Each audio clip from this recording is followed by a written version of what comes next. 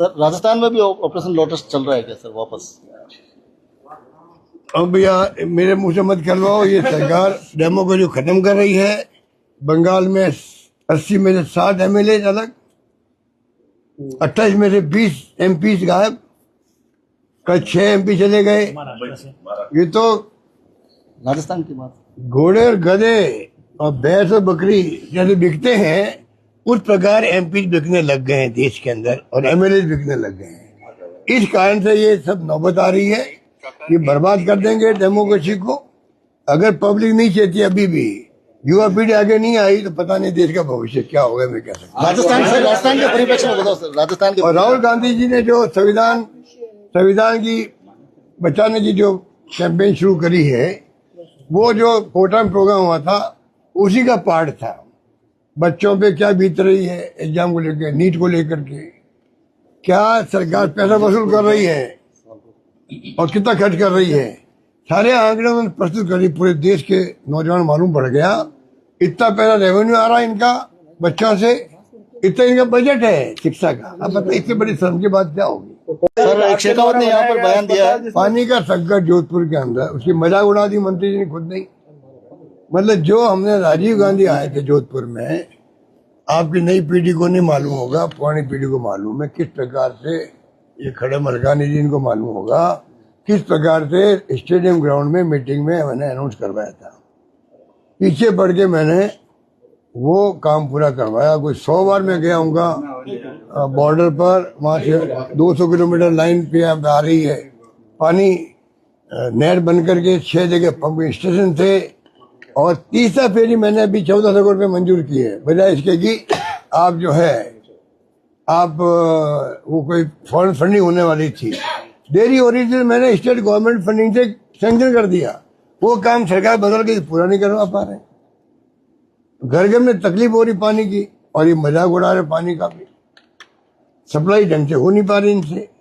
अरे हमने तो ट्रेन से पानी मंगाया जोधपुर के अंदर इमरजेंसी, इनको पता नहीं, मंत्री खुद को नहीं मालूम है।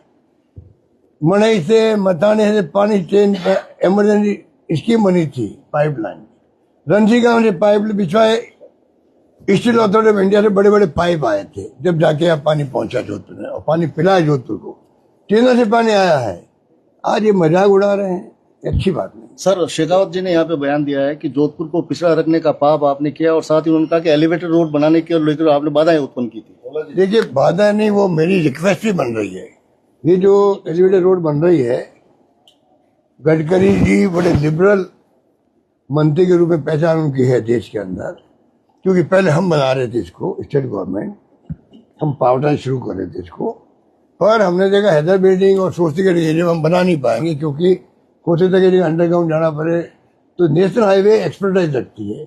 मैंने उनकी रिक्वेस्ट करी, उन्होंने रिक्वेस्ट इमीडिएटली मान ली। मंत्री जी केंद्रीय मंत्री है, मुझे एतराज नहीं है कि श्रेय लेवे तो, क्योंकि केंद्रीय मंत्री है, वो केंद्रीय मंत्री वो भी है, तो ये इनका अधिकार बनता है कहने का भाई हमने काम को आगे बढ़ाया, कुछ भी किया।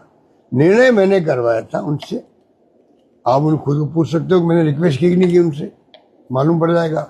इतना बड़ा काम हो रहा है, वो जल्दी पूरा होना चाहिए।